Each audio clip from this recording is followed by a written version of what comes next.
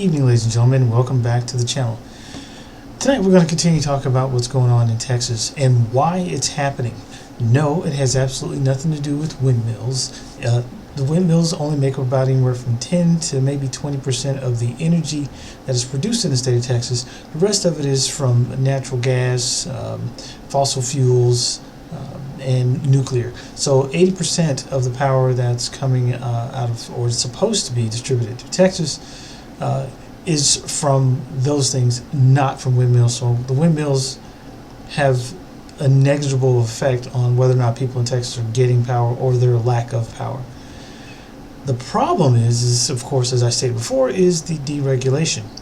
Now, how did this deregulation happen to where everyone in Texas pretty much lost all their power? Well, because your elected representatives in Texas, Ted Cruz, Greg Abbott, his, I think Dan Patrick is the lieutenant governor, Representative Corrin, and Crenshaw, Cruz, Corrin, and Crenshaw, all took money from energy companies such as Chevron, you name it. They've all taken money. I mean, I'll give you guys a bar graph with a list of the companies that these three elected representatives took money from: Cruz, Corrin, and Crenshaw. Not only that, the governor and lieutenant governor of your state, of my state, of the state of Texas, were taking money from someone in particular, and it just seems kind of strange. Over $2.2 million was given to them and their campaigns, and I guess probably even in their pockets, by a Midland Energy Incorporated, all run by Mr. Saeed, I'm going to get the name wrong, Anwar, I believe. Now, this gentleman is a Pakistani gentleman who came into the States, I think, in the 70s, and in the 80s he worked for this company, and then he made his own company pretty much.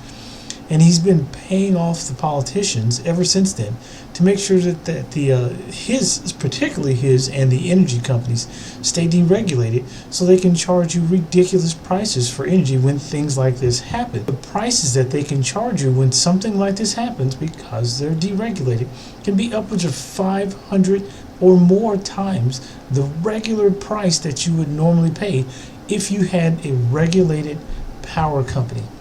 If all your utilities were regulated by the government, none of this would happen.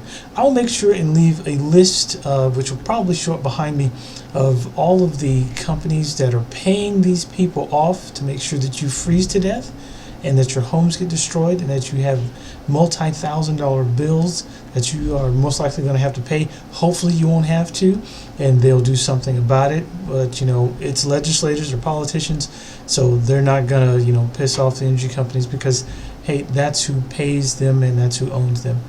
But I will make sure and leave those so you guys can see them. Also, I'll leave a link in the description so that you can see you can do the trail yourself of where the money is coming from and who it's going to. Of course, it'll be on screen as well. So, ladies and gentlemen, please be safe out there. I just wanted to give you guys this information and let you know why Texas is going what it's going through, because it's the only state that has deregulated energy. It's the only state. It's a Lone Star State for a reason, I guess, because they are alone. Ladies and gentlemen, good night. Please have a great evening. Be safe out there. Do not forget that coronavirus is still a thing. Please make sure you wear a mask. Wash your hands. Don't forget social distancing. Take care of yourselves and your family. And by all means, don't forget, please be the best heathens that you can be, and have a great evening.